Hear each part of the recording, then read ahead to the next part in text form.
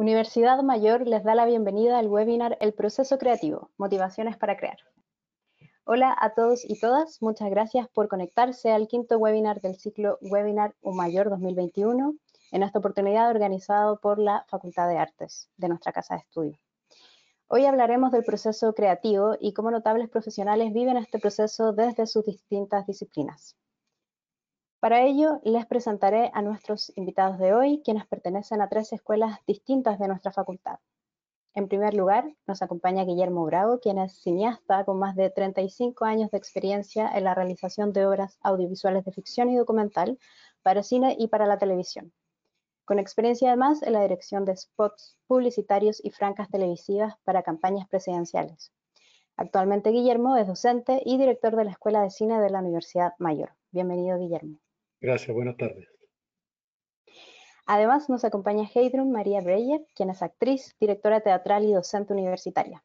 Nacida en Rumania, Heidrun a los 7 años emigra a Alemania Federal, donde estudia teatro en la Escuela Superior de Música y Teatro en Hamburgo. Se desempeñó en el Teatro Municipal de la ciudad de Leipzig como actriz y en 1998 emigra a Chile, donde vive y trabaja hasta el día de hoy. Algunos de sus proyectos más importantes como actriz de teatro son Historias de Familia, que la llevó a ser nominada al premio Altazor Mejor Actriz, Sor María Ignacio lo explica todo para usted, también nominada al premio Altazor como Mejor Actriz, El Rey del Plagio de Jan Fabre, Impostoras de Mariana Hausdorff y El Horacio de Heiner Müller, entre otros. También ha participado en proyectos audiovisuales tales como Neruda, de Pablo Larraín, Héroes Invisibles y Dignidad. En su trabajo como directora destacan Filóctetes, de Heiner Müller, ganadora del premio Altazor por Mejor Dirección, Bajo Hielo y Delirio, de Falk Richter, Blackbeard, de David Harrower, Tranquila eres mía, de su propia autoría, Banal, de Mauricio Barría, entre otras. Actualmente trabaja como docente de actuación en la Universidad Mayor y en la realización de un proyecto de creación financiado por los fondos de cultura. Bienvenida, Heidrun, gracias por acompañarnos. Hola, muchas gracias por la invitación. Y finalmente integra este panel Jonathan Romero, quien es diseñador licenciado por la Pontificia Universidad Católica de Chile, bachiller en Ciencias Sociales y Humanidades de la misma casa de estudio. También es diplomado en Administración de Negocio y máster en Ingeniería Industrial por la Universidad Católica. Además, es investigador y coautor del libro Innovación y Diseño para la Estrategia Empresarial de 2016 y coautor de la patente Ni Caliper. Jonathan posee experiencia académica como consultor e investigador de proyectos vinculados al mercado, innovación competitiva, transferencia tecnológica, diseño y servicios bajo estrategias de design thinking, service design, diseño estratégico, modelo de negocios e innovación. Conferencista invitado en materias de diseño, innovación y emprendimiento en Chile y el extranjero con publicaciones en diversos medios de especialidad. Bienvenido, Jonathan, muchas gracias por acompañarnos. Muchas gracias a ustedes por la invitación. Bueno, y vamos a comenzar. Hoy día vamos a hablar del proceso creativo, que es definido como una serie de pasos o etapas que permiten llevar a concretar una idea inicial en una obra o creación. Este proceso, dependiendo de diversos factores y de las particularidades de los y las creadoras que lo llevan a cabo, puede tener diversas fases, como la etapa de ideación, planificación, prueba y exploración, corrección, entre otros. Y así lo han establecido pensadores como Graham Wallace, que en 1926 proponía 4 etapas del proceso creativo que iba desde la preparación hasta la verificación. De ese proceso y la multiplicidad de metodologías para llevarlo a cabo queremos hablar hoy, y en particular para conocer a través cómo estas etapas se manifiestan y se diferencian, si es que lo hacen, dependiendo de las disciplinas creativas y artísticas. Comenzaremos esta actividad con algunas preguntas para abrir la conversación y luego abriremos el espacio para las preguntas del público que nos acompaña hoy. Estas se pueden realizar en cualquier momento de la presentación en el módulo disponible al costado derecho de sus pantallas. Si nos escuchan desde sus celulares, lo pueden hacer desde la barra inferior haciendo clic en el símbolo de interrogación. Y bueno, la primera pregunta un poco abierta para los tres, entendiendo que los procesos creativos pueden ser muy diversos y pueden estar motivados por distintos factores, como una búsqueda autoral, la influencia del acontecer sociocultural, necesidades de la industria o incluso desde una pregunta inicial, quería consultarles cuál es el impulso para ustedes más determinante para comenzar un proceso de creación. ¿Quién quiere partir? Bien, voy a tomar la palabra y me imagino que esto va a ser como una conversación, ¿cierto? Y no un pregunta-respuesta. Nosotros, desde el punto de vista del diseño, obviamente tenemos como una fijación extrema en una de nuestras corrientes, porque hay muchas, en las necesidades de las personas, en las necesidades del usuario. De hecho, el diseño centrado en el usuario lo que hace es buscar justamente cuáles son estas necesidades, ¿ya? Del medio, de la sociedad, etcétera, para poder darle una respuesta lógica, clara y que sea eficiente, ¿cierto? Y eficaz, ojalá, ¿ya? Para ese problema o una oportunidad particular. Desde esa perspectiva, el diseño por lo menos se nutre mucho en su creatividad, en esta búsqueda como de respuesta, eh, justamente del medio que lo rodea, ¿ya? No es una actividad que simplemente nazca como de la persona, ¿cierto? O de una capacidad especial, ¿ya? De hecho, a mi parecer, como que en ningún caso lo es así, sino que más bien la creatividad es un proceso que está motivado por el conocimiento que tenemos las personas, ¿ya? Por el conocimiento de que tenemos los diseñadores, por eso es bueno conocer mucho, y las relaciones que somos capaces de construir por el medio que nos rodea, ¿cierto? Por los paradigmas que nosotros tenemos, y obviamente por las culturas, las organizaciones con las cuales nosotros trabajamos.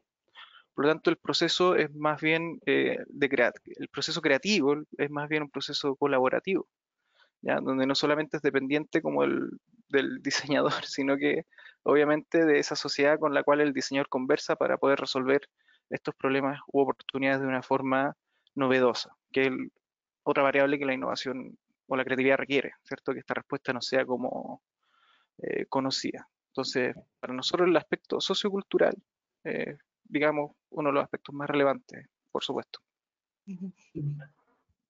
¿Y qué ocurre en cine o en teatro? Pedro. Bueno, ya, yo.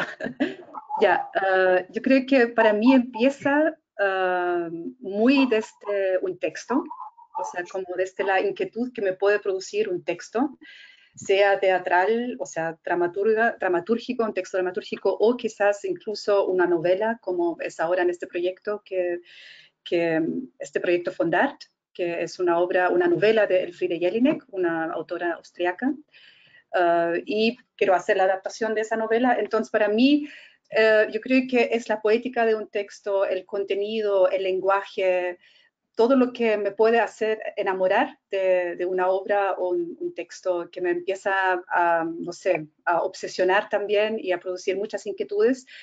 Y quiero hacerlo, quiero verlo, quiero verlo ahí, quiero verlo en una puesta en escena. Por lo tanto, claro, quizás lo otro que es el tema, por supuesto, también los contenidos, y si es algo que tan, o sea, como tan necesario quizás en la época en cual estamos viviendo, o algo muy emblemático, un tema, yo creo que se empieza como a descubrir, o sea, yo creo que siempre eso va en paralelo igual, o sea, los temas son clásicos, o sea, muchas veces es la forma que cambia, pero yo creo que los temas que tocan a la sociedad y que nos conmueven, la violencia, etcétera, etcétera, que se puede hablar y que obviamente temas quizás más actuales también, siempre están ahí de alguna forma. Y en el proceso uno igual encuentra eso, se encuentra con que están ahí, ¿no?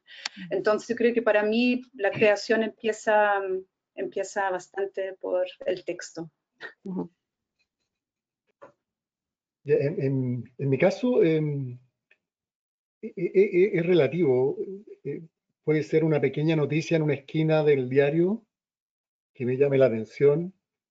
Puede ser un personaje, puede ser un texto también, puede ser un texto, una entrevista. Particularmente recuerdo sobre un proyecto que he estado trabajando y trabajé de una chica que dice, entre más flaca estaba, más bonita me encontraban. Y yo escuché eso y dije, hay una imagen de la mujer, etcétera, y tenía que ver con la anorexia. Entonces, hay muchos detonantes de repente que hacen que algo parezca atractivo y algo quiera tomarlo y hacerlo película o que se articule en una materialidad y en un discurso. Entonces, ahí viene una reflexión que yo he hecho con el tiempo, que tiene que ver con el poder detectar el por qué eso me llamó la atención. ¿Por qué esa pequeña noticia me llamó la atención? ¿Por qué ese texto me llamó la atención? ¿Por qué ese personaje me llamó la atención? Y es que a lo mejor ocurre una cosa medio intuitiva de repente, y uno tiene que buscar, hacerse las preguntas y decodificar, tratar de decodificar, y eso yo lo veo como un proceso de autoconocimiento también, un proceso de hacerse las preguntas y buscar el por qué esa cosa, ese objeto, ese personaje produjo en mí una inquietud. Y eso puede ser porque a lo mejor hay un interés social, como decía Hedlund, de repente de decir, esto es un tema que es relevante, que yo tome, y a lo mejor esta pequeña noticia en una esquina del diario puede ser una película de 1 hora y media que releve este suceso, o puede ser un personaje que detone una reflexión sobre mi relación con mi padre. Y encontrar esa conexión entre mi persona, mi experiencia, mi mundo, con ese elemento externo, detona un proceso de creación que empieza a buscar una materialidad. En ese sentido, yo lo veo un poco bastante de sentimiento de Philip, pero también de hacerse preguntas que de repente pueden ser incómodas, preguntas que no necesariamente tienen respuesta, y que la búsqueda de esa respuesta es parte del motor que empieza a generar este proceso creativo. Al final como que las disciplinas igual, según lo que hemos dicho, como que van dependiendo de la capacidad de observación, como este tema de estar despierto, de entender los insights, como de estar abierto, digamos, y relacionar cosas. Eso es interesante, como tenemos un punto de partida, que lo habíamos conversado en algún momento como facultad, que es como tenemos resultados distintos, pero nuestros orígenes son súper parecidos, de entender como la sociedad y todo lo que ocurre en este medio de una forma diferente. Yo creo que eso es un gatillante de creatividad muy potente, por lo menos en la facultad. Y una facultad distinta también, Una muy, facultad muy diversa. diferente. Sí. Y en ese sentido me interesa mucho, bueno, por un lado destacar eso de que lo más fuerte, digamos, o estos procesos se gatillan, como decía Guillermo, por intereses de repente y búsquedas personales, preguntas, cuestionamientos y eso de que decía Jonathan de estar atento, ¿cierto?, al contexto y cuáles son las necesidades. Y quisiera yo en ese sentido, y lo importante que es en el fondo la búsqueda personal o cómo uno como creador puede llegar a desenvolverse, digamos, en cierto medio, ¿qué ocurre? O si es la experiencia de ustedes cuando no son sus ideas las que se llevan a cabo, digamos, que es una idea de otro, una obra por encargo. ¿Cómo es ese proceso creativo? ¿Cómo se involucra cuando hay alguien que te invita o te presenta una necesidad o te dice, mira, este es mi texto, en este caso, por favor, en el caso de Heidrun, móntalo, y en particular quiero partir por Heidrun, consultarte cómo fue, por ejemplo, el proceso de dirección teatral con tu propio texto, digamos, con tu dramaturgia, y cuál es la diferencia cuando tú llevas a cabo la puesta en escena de una dramaturgia de otra. En el fondo, preguntarles a los tres, y aquí con esto cierro la pregunta, cómo se aborda el proceso de creación por encargo y cuáles son las diferencias con nuestros propios o con sus propios proyectos. ¿Empiezo yo? ¿Quieren? Sí. Dale. Son desafíos diferentes y es un desafío y eso igual me gusta que sean desafíos.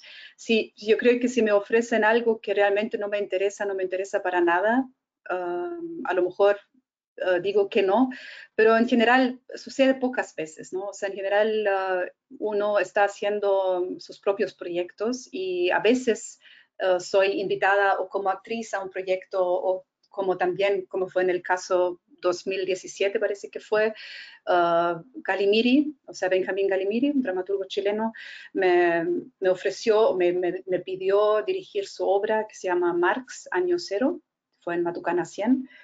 un proyecto también de Matucana 100. Y claro, eso fue, por ejemplo, un desafío muy grande. O sea, la obra Banal también de Mauricio Barría, que tampoco, o sea, él también se me acercó a mí.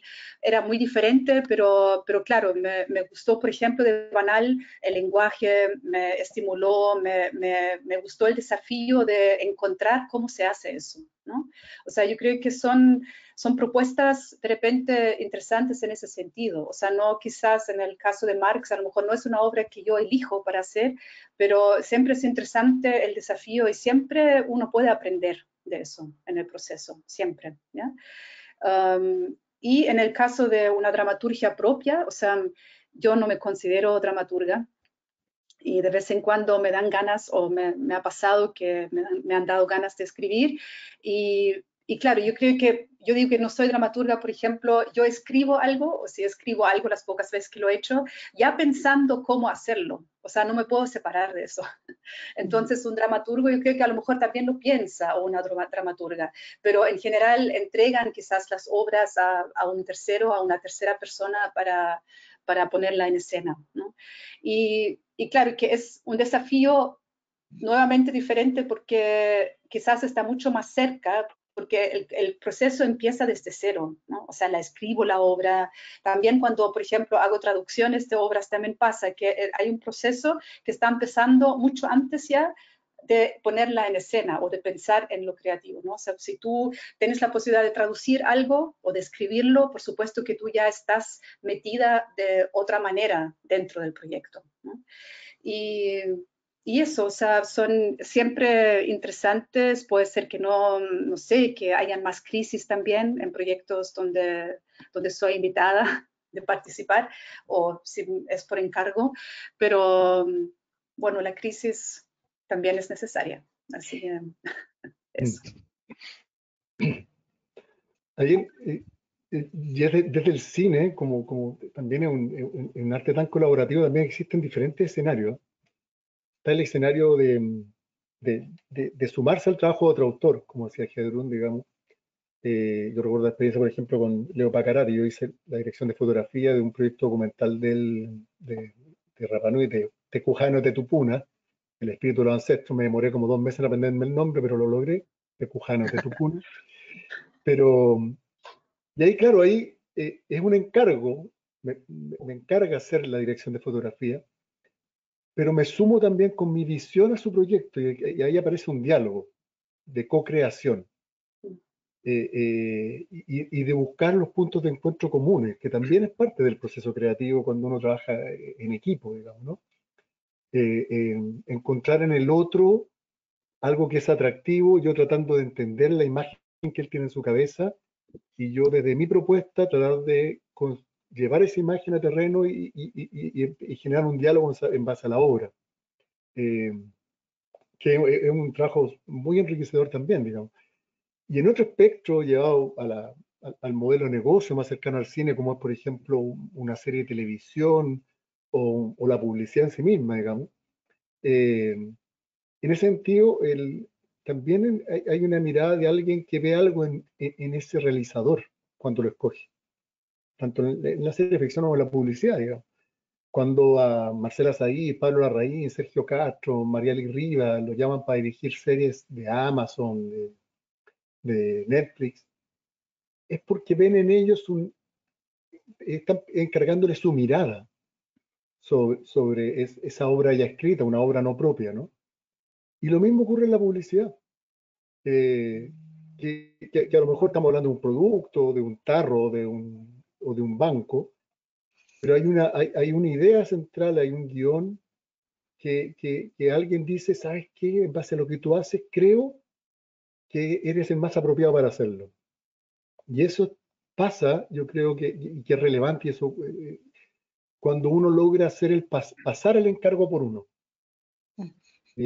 Cuando el encargo no lo tomo como algo externo, sino que yo a ese encargo le sumo lo que yo soy, lo que yo propongo y una mirada.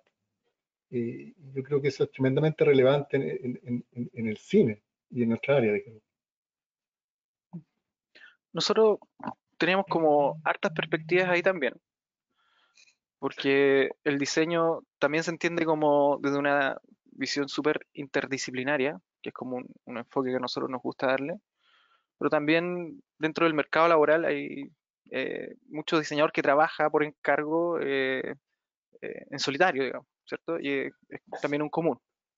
Entonces tenemos como una corriente que va como solo trabajando en proyectos de diseño, que es, no sé, lo más conocido desde el área gráfico y comercial, ¿cierto? Afiche, merchandising, cosas de ese estilo, ya como un trabajo más práctico.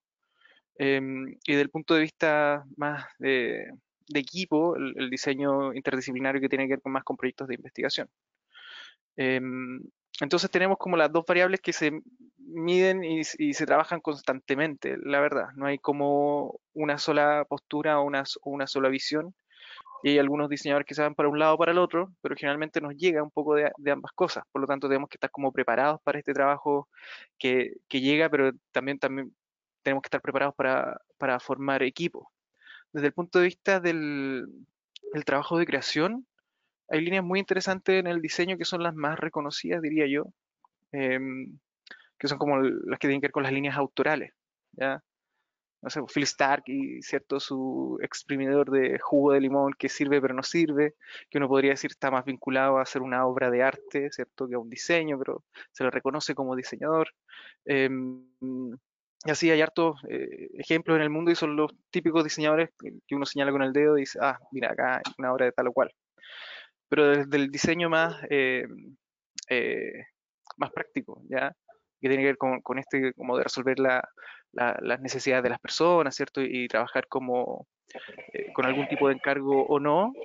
La idea es que el diseñador pase desapercibido y efectivamente funcione dentro de un proceso, ¿ya? Que puede ver desde la comprensión del problema, la participación en la ideación de la solución, ¿cierto? O la elaboración de prototipos o productos que permitan como identificar las variables de la respuesta o la implementación de la respuesta. Eh, Finalmente, la creación por encargo puede verse evidenciada en cualquiera de estas etapas. Y yo creo que eso es como el proyecto más común.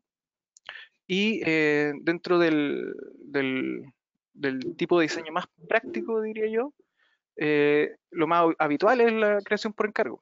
Dice, oye, solucioname esta comunicación o solucioname esta parte de este producto, o necesito que las personas sientan ciertas experiencias al entrar a un lugar, ¿cierto? O que se vea de cierta forma mi vitrina, no sé, ¿ya?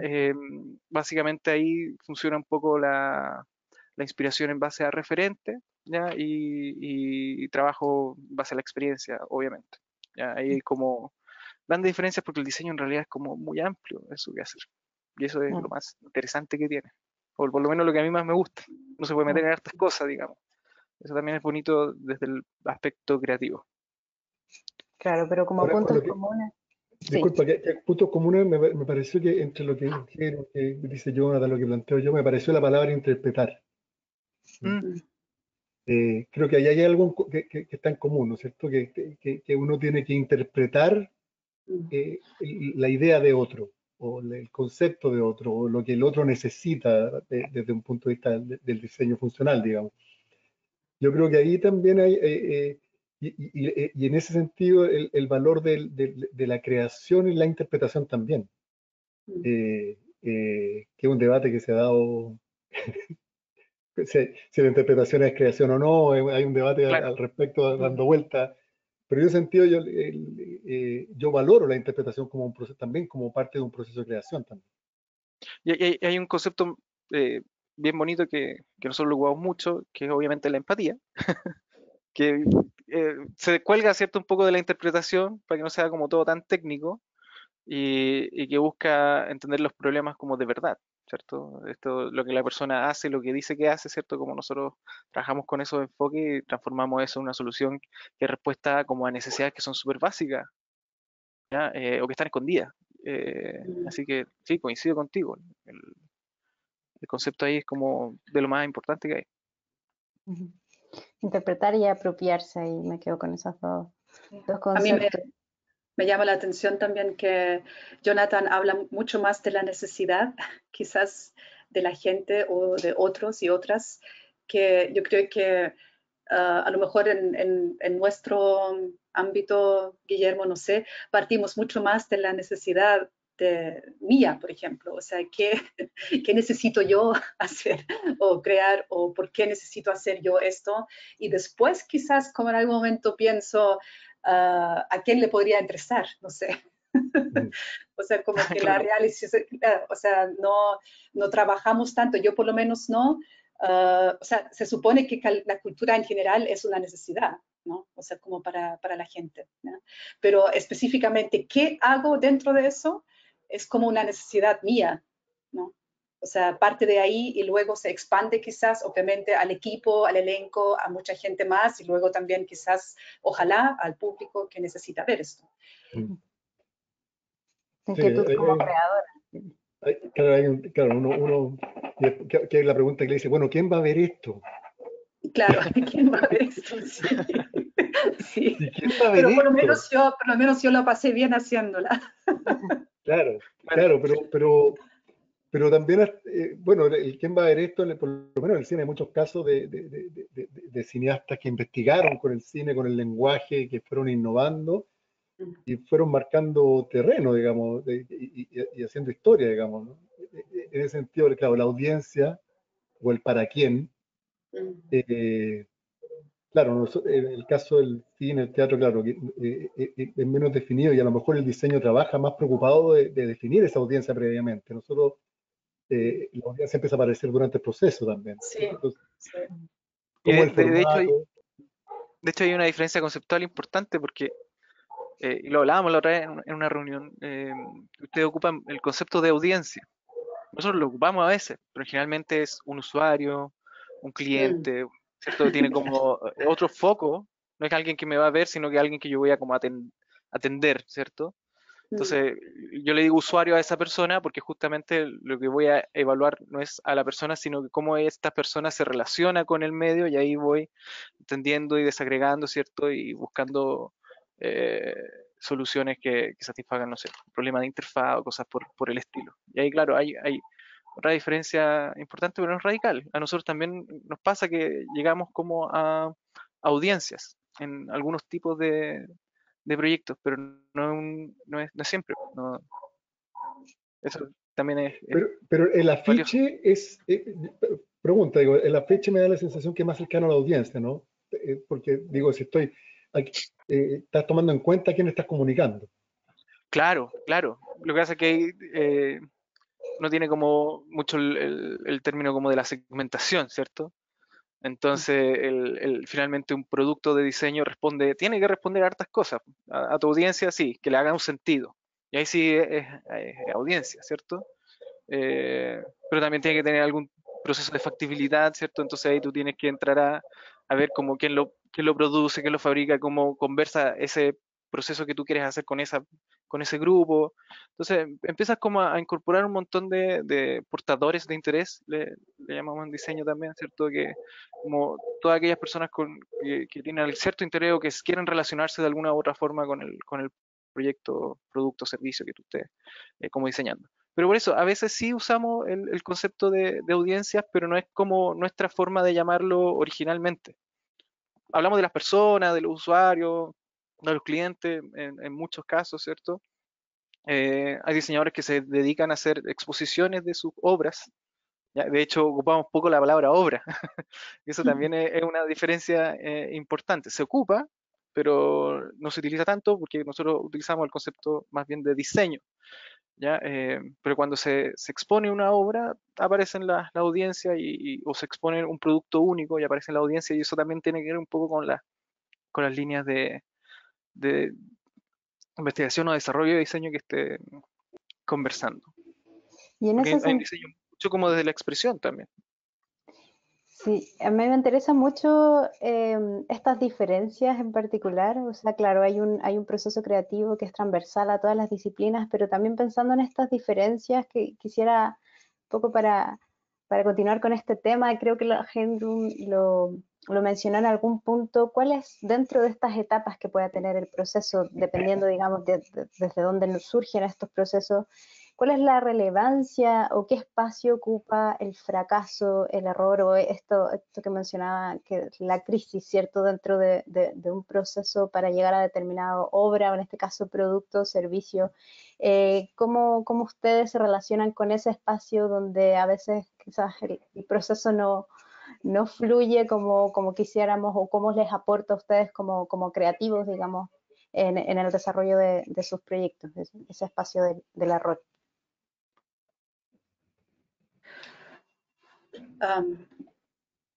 ¿Voy yo? Dale. O sea, claro, yo creo que es muy diferente para empezar a hablar de crisis, fracaso, error. O sea, yo haría una diferencia ahí. Yo creo que, obvio. O sea, yo creo que la crisis es un buen motor, ¿ya? Que está dentro del proceso, es parte del proceso muchas veces. Y yo creo que a lo mejor pasa a Jonathan con el diseño, a Guillermo con el cine, a mí siempre me pasa. En algún momento uno llega a un momento de crisis, ¿ya?, en su trabajo, pero eso es bueno, hay que saber cómo salir quizás de ahí, ¿ya? Y ojalá que no sea en la última semana, pero bueno, si es la última semana antes de estrenar, bueno, yo creo que también a lo mejor se puede como salir de eso. Pero la crisis siempre es un buen motor, ¿ya? Hay una entrevista con el del dramaturgo alemán Heiner Müller, no sé si lo conocen, un dramaturgo importante alemán del siglo XX, y esa entrevista que se la hicieron un poco antes de su muerte, él iba a hablar sobre la crisis justamente en el teatro. Entonces él cambió el título de esa entrevista y dijo: teatro es crisis, ¿ya? O sea, es crisis. Es muy interesante porque también menciona cine, por ejemplo, habla de la película de Spielberg, la lista de Schindler, o sea, porque Heiner Müller era como bien radical en su manera, uno podría decir no pesado, pero muy inteligente y radical en su manera de opinar y de expresar algo. Entonces, claro, él menciona ahí, o sea, hay que leerla, te la recomiendo, Guillermo, quizás está disponible, yo creo que en internet está. Teatro es crisis, se llama. Y eso, por un lado, el fracaso, yo creo que el fracaso ya es un resultado, ¿no es cierto? O sea, como que esto fracasó, se dice, fracasamos con esta cosa, con esta obra no hay por dónde, no sé. Eso quizás no quiere decir que durante el proceso, porque ahí también se diferencia, porque puede haber un fracaso del público, ¿no? Pero a lo mejor la obra no es mala, solamente que... Creo que perdimos a Pedro. O la obra, o quién dice que es mala o buena, o sea, igual son conceptos muy, no sé, muy subjetivos también. Puede ser que el proceso no haya sido un fracaso o no haya sido terrible, puede ser que el proceso haya sido maravilloso, solo que a lo mejor después me ha pasado eso, por eso lo digo, que la gente quizás no se enganchó con lo que tú pensaste que iba a ser, no sé, como un enganche, o que iba a ser bueno lo que estás haciendo. Capaz que sea bueno, pero no, de alguna manera no traspasa. Y ahí a lo mejor se podría hablar de un fracaso en sentido de público, o el fracaso también con un proyecto, también puede suceder, ¿no? Y el error, yo creo que también es algo diferente, porque es necesario cometerlo. Porque ¿cómo voy a saber si está bien lo que estoy haciendo si no me equivoco? O sea, tiene que ver también con la equivocación. Y es absolutamente necesario. O sea, siempre también a los estudiantes se dice eso también, para motivar también que hagan, o sea, que practiquen, porque es súper necesario cometer el error. No existe, de hecho se dice en teatro, el error no existe, ¿ya? O sea, porque eso a lo mejor te frustra mucho si tú piensas así, ¿no? Existe la equivocación, ok, chao, no funcionó, no está bien, voy a probar otra cosa. Por eso se ensaya tanto también en teatro, ¿no? Que hay que probar y probar y ver que funciona, etcétera, etcétera. Eso. Sí, Y puedo hacer otra pregunta, sí. ¿no? Como, ¿qué asumen en teatro como algún ejemplo, digamos, como qué sería un error? ¿Equivocarse en una obra, que se te olvide un diálogo, o ya va más allá de, no sé, que una obra le vaya mal? ¿Qué sería para O sea, ti? no se podría, por ejemplo, si, o sea, pedagógicamente es súper incorrecto, por ejemplo, también, o sea, no es como algo que, o sea, yo pienso que está bien así, que uno con estudiantes, por ejemplo, trabajando y te hacen una muestra o te proponen algo que tiene que ver con lo que están trabajando, con el material, y tú dices, oye, error, eso no está bien. O sea, no se usa mucho esa palabra, ¿no? O sea, tampoco se usa quizás con la equivocación, tampoco. Es más bien, mira, no funcionó, así no funciona, este no es el camino, hay que irse por el otro camino, ¿ya? Porque en el fondo, como tú estás probando y probando todo material, todo lo que tú estás como en el fondo proponiendo y probando y como intérprete también en este caso, yo creo que de alguna forma sirve, aunque te pueda servir para darte cuenta que no va por ahí. ¿Entiendes? Y por eso yo creo que esa palabra, la expresión error, es como no cabe ahí, o sea, no hay espacio para decirlo. Sí, yo sumándome a tu idea ahí, hay un concepto que me gusta mucho trabajar también con los estudiantes, que es la distancia entre lo soñado y lo logrado. También, que tiene que ver con tomar conciencia, porque no tiene que ver con el error, ni tiene que ver con la equivocación, sino que yo me imagino más, siempre se lo pongo en un proceso así, que uno, en las primeras películas del primer año hay una distancia enorme entre lo soñado y lo logrado, y a medida que uno va teniendo experiencia, conocimiento, un imaginario más amplio, etcétera, esa distancia se va cortando. Eso no quiere decir que en una obra de alguien con experiencia la distancia entre lo soñado y lo logrado no exista. Siempre puede haber un margen. Sí. Y ese margen invita a la reflexión, que es lo que tú un poco decías, de decir, ¿por qué no me funcionó esto? Y es parte del aprendizaje. Es parte ¿dónde está lo que no funcionó? ¿Por qué cuando debería haber emoción no hubo emoción? Y ahí fue porque a lo mejor fue el lente equivocado, porque la acción que yo le marqué al personaje no era la adecuada, porque la luz no ayudó a que la imagen se articulara de una manera que produjera la emoción, etc. Reflexiones múltiples. Entonces, en ese sentido, el hacer, el constante hacer, Sí. es una constante reflexión también de esta búsqueda de acercar estos mundos de lo soñado y lo logrado. Y también es un espacio de búsqueda, como decía, que en el teatro está el ensayo, en el cine ensayamos poco, lamentablemente, pero cuando filmamos como salir de cacería, disparamos y ya salió la bala, digamos, ¿no? De hecho, es shooting, el término, digamos. Y después tenemos que asumir. Entonces, ahí viene, y voy a apuntarlo con la idea de la crisis, digamos, que la crisis puede existir antes, durante la escritura, puede existir durante el rodaje, de crisis de repente en el momento en que por primera vez veo el espacio, veo la luz, veo el personaje y algo no funciona y tengo que resolver ahí con las herramientas que tengo para que funcione. Y a lo mejor no era lo que esperaba y encuentro una solución. Y después, como ya pasó, está la etapa del montaje, donde también es una etapa de creación maravillosa, en que también hay momentos de crisis, porque lo que estaba escrito a lo mejor no se articula de la misma manera y hay que buscar nuevas formas. Y finalmente está el sonido, en que también es un espacio de corrección. En ese sentido, Ricardo Larraín mencionaba siempre un ejemplo respecto que ponía con Ricardo Larraín, yo lo menciono porque fundó esta escuela, Ricardo, que tiene que ver con la pintura, ¿no es cierto? En la pintura, cuando el pintor está trabajando sobre la tela blanca y tira un trazo, ese trazo ya está. Lo que hace el pintor es cómo ese trazo lo convierte en parte de la obra. Entonces, hay veces que las equivocaciones o lo que no me resultó bien ya son parte de la obra dentro del proceso de la película, y yo lo que tengo que hacer en la etapa siguiente es incorporar eso de alguna manera en el resultado. Y esa incorporación también es creación. ¿Qué ocurre en diseño? Enriqueciendo. En diseño hay un fenómeno extraño, que el error es parte del aprendizaje, tanto así que está como incorporado dentro de las metodologías más clásicas de diseño. ¿Ya? Modelos de diseño hay muchos, ya conocido acá en la universidad, por supuesto, el design thinking, ¿cierto? Son como etapas y procesos que a uno, pero lo interesante, como para ejemplificar bajo ese modelo que es más conocido probablemente, es que son procesos que son iterativos, ¿ya?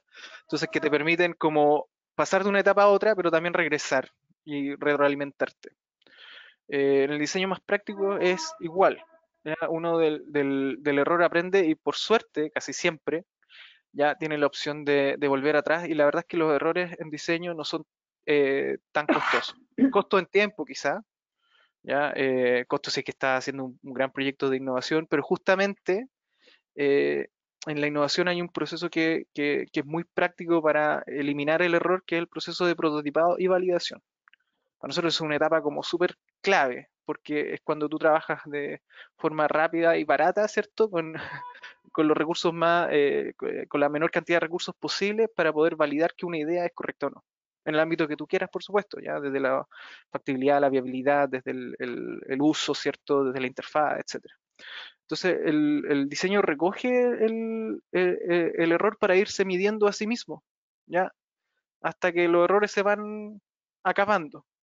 Y lo otro es que el diseño no es dicotómico. Nosotros no trabajamos como con la mejor solución posible en el mundo, ¿ya? Si nosotros trabajamos como diseñando la mejor solución en un contexto. Entonces tú te das cuenta, para un problema puedes tener múltiples soluciones diferentes y a lo mejor todas van a resolver ese problema de una forma u otra. Tú vas en diseño escogiendo un camino, ¿cierto? Acorde a las posibilidades que tú tienes en el momento, tu contexto, ¿cierto? A las posibilidades tecnológicas, por supuesto, a los recursos que existen, al tiempo, entre otras cosas. ¿Ya? Entonces la capacidad de ir y volver es fantástica porque nos permite ir como entendiendo mejor, ¿cierto? Nuestra propia solución, nuestras propias respuestas. Obviamente hay tiempos que son súper acotados a veces, no sé, cuando necesitáis resolver un problema de diseño en un día, cuando trabajas con una empresa, sobre todo en el área de mercado, ¿cierto? Como una empresa de marketing, tienes que tener la gráfica de aquí a mañana, ¿cierto? Y tiene que funcionar. Ya no tienes tiempo como para validar con tu público, decir, mira, esta gráfica funciona o no. Ya cuando son campañas, por ejemplo, en el diseño gráfico más amplia, ya sí tienes como esa posibilidad. En el diseño de producto, un poquito más caro equivocarse, en el diseño de ambientes también, porque requiere los espacios, requiere la tecnología, pero aún así tenemos software que nos ayuda muchísimo ya a evaluar esas cosas. Entonces hay como muchas herramientas disponibles hoy día en el mundo del diseño que permiten eliminar o disminuir bastante los costos que tiene el error, ¿ya? Y las metodologías están hechas como justamente para abrazar el error. Eso es lo que le decimos a los chiquillos de primer año, y justamente uno ve que tenemos que mejorar nuestra capacidad de resiliencia, ¿cierto? Como equivocarse es parte del proceso y lo importante es que aprendan de aquello para que no vuelva a suceder, ¿ya? Que es una de las ventajas, yo creo, de trabajar en estas carreras. No se te escucha, Belén. Ahí estoy. Ahí hay algo en común, yo creo que es súper relevante, que quizás adquiere, digamos, distintos nombres dependiendo de la disciplina, pero el hecho de incorporar, digamos, o equivocarse o que no funciona es parte del proceso y claro, y se nombra de distintas maneras, de la iteración en el caso del diseño, el ensayo en teatro. Creo que ahí hay varias cruces que uno podría llegar a hacer desde el ámbito de la creatividad en su conjunto. Tenemos un par de preguntas de la audiencia, así que vamos a ir tomando eso para poder conversar. Les voy a recordar a quienes nos escuchan que pueden realizar al costado derecho de su pantalla sus preguntas en el icono de preguntas, lo pinchan y nos escriben y las vamos tomando. Tenemos una primera pregunta de Oscar Silva. Hay pregunta, denme un segundo para encontrar. Dice, más allá del rol del artista mismo, ¿qué rol creen ustedes que cumple la creatividad como acción en la construcción de una sociedad? Sobre todo ahora, dice él, en los cambios que se vienen ahora. ¿Qué tan importante será el crear en este proceso? Me imagino que está hablando del proceso constituyente y en el momento en que estamos viviendo ahora. ¿Qué rol ocupa la creatividad y la creación? Bueno, dale, Memo, dale. Mira, yo creo que, es que, a ver, primero que nada, creación no es propia de las artes. No. ¿Cierto? Claro, nosotros, la creación se te articula en obra en nuestra área, pero la creación es el punto de partida y el proceso creativo es el punto de partida de muchas cosas, digamos, no necesariamente cuando hablan, hay gente que trabaja de director creativo, digamos. Hola, ¿qué tal? Soy creativo, ¿no? En la publicidad, como un cargo, digamos, ¿no?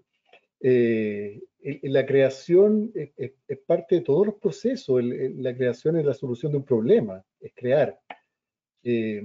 Ahora, yendo a la pregunta, particularmente el rol de la creación, si lo particularizo en las artes, digamos, creo que es fundamental porque es un espacio de reflexión y nuevamente a mí me atrae mucho el tema de la pregunta, ¿no? de interpelar un poco también. El arte tiene que cumplir ese rol de interpelar el ámbito social, lo que está sucediendo. Creo que el arte, en sus diferentes expresiones, anticipó lo que estamos viviendo hace mucho rato en Chile. Desde el cine, desde el teatro, desde la literatura, desde la poesía, fue diciendo cosas, fue poniendo en escena situaciones, haciendo, dándole descripciones semánticas a la realidad desde la obra, que ya interpelaban este momento actual, digamos, ya lo ponían en cuestión y desde hace muchos años. O sea, me tocó estar trabajando, grabando un documental mientras Héctor Noguera dirigía La Pérgola de las Flores, ¿no es cierto?, en el GAM, en el año 2019. Estaba revisando el material, estoy trabajando con eso. Entonces, de repente, en una de los ensayos, las lecturas, se ponen a conversar sobre el contexto de la obra. Y son unas mujeres pergoleras que llaman a los estudiantes para poder reclamar, para que no la saquen de ahí. Y llegan los políticos a ofrecer cosas. Y empieza un debate y empiezan a conversar los actores sobre cómo es tan vigente este fenómeno social que está retratado en La Pérgola de las Flores, lo que estábamos viviendo en 2019. Estoy hablando de septiembre del 2019. Y el 18 de octubre del 2019 está el estallido social. Entonces, las artes, creo que en ese sentido, desde su proceso de creación, como un proceso de reflexión y de mirada constante de la sociedad, siempre está aportando a la construcción de un espacio social, creo yo. Estoy silenciado. Ah, no, estoy. Yo no. Sí, pues, sin duda yo lo veo como la creatividad tiene que ver como con trascender las formas tradicionales, ¿cierto? De pensamiento y de creación. Entonces, yo creo que esta es como la oportunidad de construir, pero también como de entender, ¿ya? De forma creativa, no de forma sistémica ni práctica, ¿ya? ¿Cuáles son, lo que yo he repetido como hartas veces, detrás de esto las necesidades reales de las personas? Obviamente hay procesos que son como muy relevantes, ¿ya? Pero la forma de solucionar esos problemas no están tan claros. Entonces yo creo que ahí nosotros, no sé, desde el punto de vista del diseño y ya llevándolo como a la convención, tendríamos como una ventaja. De hecho hay diseñadores que participan, hay dos. También hay actores también, ¿cierto? Y actrices. Eh, em, de dar respuestas que son diferentes a las clásicas, ¿ya? Entendiendo que las ideas que se desarrollan tienen que ser originales. Un poco rescatar lo que pasaba en Chile, no sé, en los años 70, cuando venían estos diseñadores desde el punto de vista del diseño ya, de la ULM, etcétera, como a construir un futuro que era novedoso a nivel global, ¿ya? Un futuro donde se está hablando de un Internet que no existía, ¿cierto?, en Chile, de procesos productivos que eran sustentables, que rescataban, no sé, pues, si tú querías hacer juguetes de madera, que uno de los grandes proyectos de la época, rescatabas toda la plancha para poder producir. Entonces empiezas como a entender los microprocesos de una forma súper diferente y sí que sí le hacen sentido yo creo, ya al Chile actual, ya como el diseño desde el detalle, ya, y la creatividad desde el detalle. Yo creo que hoy día es como lo que va a marcar un poco más la tendencia y donde nosotros tendríamos muchísimo espacio, para que no quede como la gran ley, ¿cierto? O la gran declaración de cultura, sino que justamente donde nosotros nos desarrollamos, que es nuestro micro contexto, al final. ¿Ya? Jairo, no sé si quieres aportar esa. Yo creo que mis colegas aquí presentes ya lo han expresado muy bien.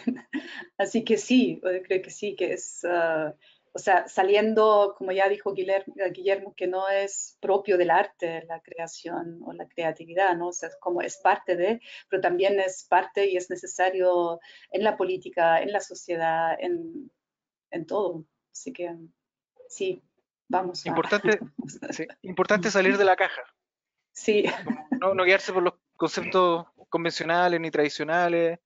Chile no tiene por qué ser otro país, tiene que ser Chile y finalmente desarrollar su propia forma de entender y relacionarse con el mundo. Y eso también es importante. Ok, muchas gracias por esa respuesta. Creo que ahí tenemos un desafío todos para ir reflexionando y tenemos varias preguntas. La verdad es que mucha gente conectada. Vamos a ser más breve. No, pero vamos tratando de tomar lo más posible. Nos escribe Hilda Belmar, ella es docente universitaria de la carrera de educación inicial y ella comenta que le interesa mucho el proceso creativo desde la primera infancia. Ella pregunta, ¿de qué forma la o los educadores podemos ir ayudando e incentivando este proceso creativo en este contexto de la pandemia que están viviendo nuestros niños y niñas? O ir apoyando a los padres, quienes están en contacto con ellos, ¿cierto? Y una segunda pregunta, ¿cómo creen ustedes que se está desarrollando la creatividad de los procesos artísticos en niños también y niñas para que tengamos personas creativas en las diferentes áreas o profesiones en la adultez? Y muy vinculado con esa pregunta tenemos otra también que nos hacen y dice, ¿qué desafíos tienen las disciplinas creativas en el contexto académico? A ver si podemos abordar la creatividad y la educación, digamos, en estas distintas etapas de la vida. Mira, sobre la educación inicial, a mí me gustaría hacer una reflexión que yo le venía dando vuelta hace un tiempo, digamos que para mí, cuando yo era chico, que eso fue hace hartos años, claro, pero un camión era una caja de zapatos con 4 tapas de frasco. Hoy día un camión es un camión, es algo concreto. Yo creo que lo que hay que estimular en la infancia es que construyan y hagan sus propios objetos, que hagan sus propios instrumentos musicales, que generen sus propias herramientas para pintar, que el tema de dejar objetos resueltos, digamos, yo creo que va generando una construcción de la creación en un niño más estandarizada. Yo creo que hay que dejarlos que investiguen, que el pedazo de género sea la cola de la lagartija, que él se imagine. Uno de niño imaginaba todo. Yo no tenía juguete, lo imaginaba. Esa caja era el camión, eh, los ojos en un cojín era un mono, etc. Creo que hay que volver a esa estimulación temprana y no quitarla. Y volviendo, y eso ligándolo con la educación universitaria actualmente, creo que hoy día en la educación universitaria debemos volver, y lo que un poco nosotros también hacemos en la escuela con algún ejercicio, a, a que los jóvenes se reencuentren ser creativo que nace y que en el proceso escolar o en su proceso de crecimiento o en su contexto familiar o en su contexto social va perdiendo ciertas herramientas de creación producto de la solución rápida, el doble clic, etcétera. Eh, la pérdida de la investigación, del trabajo con la materialidad. Creo que eso es uniendo esos dos mundos desde la pregunta. Sí, eran varias preguntas, pero también voy a aportar de lo mío, porque hoy día, poquito antes de comenzar el proceso, recibí este regalo, que es una personita. Ya, mi hija tiene 4 años. Ya, entonces me explicó que sus pies, qué sé yo, el cuerpo y el pelo, que es la hoja. Nunca había hecho esto antes, entonces fue muy lindo e interesante observar esta capacidad creativa y un poco qué es lo que ella requirió para esto. Ella necesitó solo tiempo, ¿ya? Porque la creatividad, para mí son dos aspectos bien importantes que a lo mejor también relacionan la pregunta 1 con la 3, de ahí me repites la 2. Ya que es como rodearse de influencias distintas o de espacios distintos o de actividades distintas, porque la creatividad finalmente es como conectar cosas que están desconectadas de contextos distintos, o traer cosas de un contexto a otro contexto, ¿ya? Es un poco como, tiene que ver ser con el espíritu creativo. Entonces, si lo llevo como a esta obra magnánima, claro, ella estuvo trabajando con plasticina hace un día, ¿cierto? Y vive en un entorno donde hay un poco de naturaleza, ¿cierto? Y no sé, tiene papás que se dedican a ciertas cosas, y entonces va viendo cosas, ¿ya? Pero no lo hizo acompañada, lo hizo sola y con tiempo. La actividad requiere de los niños y los jóvenes, para ser creativos, requieren dedicarle tiempo a esto y dedicarle un espacio de su día y de su vida a esto. ¿Ya? Que justamente lucha muy fuerte con lo que dice Memo, que es con el sentido de la inmediatez, ¿cierto? Y de todo lo que nos va colapsando en el día a día, que no nos deja tiempo para eh, el ocio, ¿ya? Que sabemos ya que es como, no sé, vamos a la madre de todo, ¿cierto? Ya la posibilidad de no hacer nada. Hay hartas charlas y cosas en TED que pueden ver, después podemos mandar algo, a lo mejor algunas recomendaciones, pero justamente tienen que ver con esto, con los espacios de pensamiento que uno se da. Y lo otro es que después del tiempo tiene que, como esta capacidad de conexión requiere de influencias distintas, está el conocer cosas. Entonces mi recomendación, ya sea en el ciclo más básico o en el ciclo más adulto o en la edad que no tenga, es que mientras más cosas conozca, mientras más cosas sepa, mayor posibilidad de conexiones y lógicas tiene para hacer. ¿Ya? Porque de eso también se trata la creatividad. Si yo no sé nada de cocina, es muy difícil que yo logre ser creativo en gastronomía. ¿Ya? Y uno ve ejemplos de diseñadores y arquitectos, ¿cierto? Que hacen, no sé, pastelería con geométrica, preciosa, increíble. Y para eso tienen que saber cocinar y tienen que saber de arquitectura, para hacer edificios, ¿cierto? Comestibles. Son ejemplos que uno puede ver. Entonces a los niños es darle inputs, ¿ya?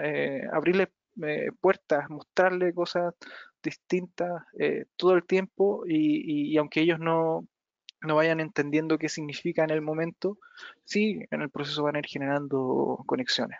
Y eso es muy interesante porque, claro, a mi hija con esta obra nadie le enseñó a modelar, pero ahí tiene, ¿cierto?, la plasticina y jugamos un rato y después a ella se le ocurre ser una persona. ¿Ya? Yo creo que de eso depende todo. Dos variables muy, muy relevantes. Sí, porque, o sea, yo creo que nadie nace muy creativo o creativa y nadie nace no creativo o no creativa. Entonces creo que es algo que, como ya dijo Guillermo, Jonathan también, que hay que dejarle, o sea, impulsos son importantes, ¿no? Yo creo, y también dejarle el espacio, el tiempo, para que pueda despertar eso también. En la primera infancia, ya. Hay obras de teatro para la primera infancia, hay grupos de teatro que se dedican solo a eso, especialmente para la primera infancia. O sea, estamos hablando de qué, de 1 año a 3, a 4, no sé, algo así. O menos, guagua, de menos de 1 año quizás, no sé. Nunca he visto una, pero yo creo que hay grupos que se dedican a eso acá en Chile que son bien buenos en lo que hacen. Claro, en esta época de la pandemia, además, si se presenta, no creo, por internet una obra así, no creo.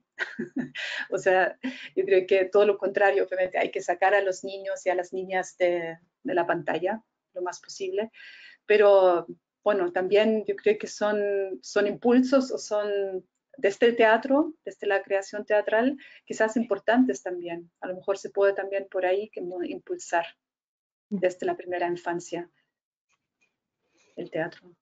Había una pregunta entre medio, Belén, que a mí se me fue. A ver si me la puedes repetir porque no sé dónde leerla.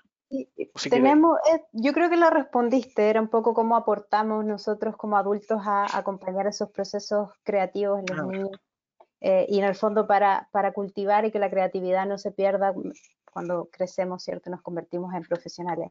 Vamos a tomar las últimas 2 preguntas y un poco para ir cerrando que están muy relacionadas. Oscar Silva nos pregunta, ¿en qué momento termina el proceso de creación?